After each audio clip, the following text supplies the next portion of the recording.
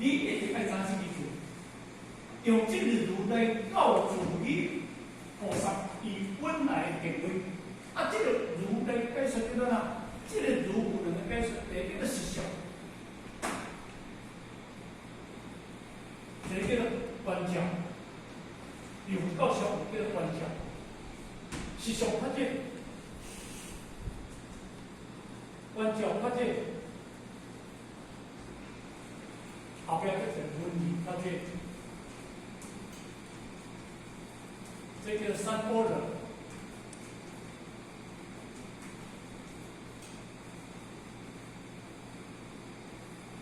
实相、观照，这两叫做纲领。文理发展叫做思，安尼两年加就叫做如是。啊，这个如是是安怎解释？我这个叫做地位，这个实相，这个解释叫做主相，这个解释叫做地位，解释叫做地位。主相，伊本来就叫做实相发展，地位就叫做观照发展。就刚才讲日头。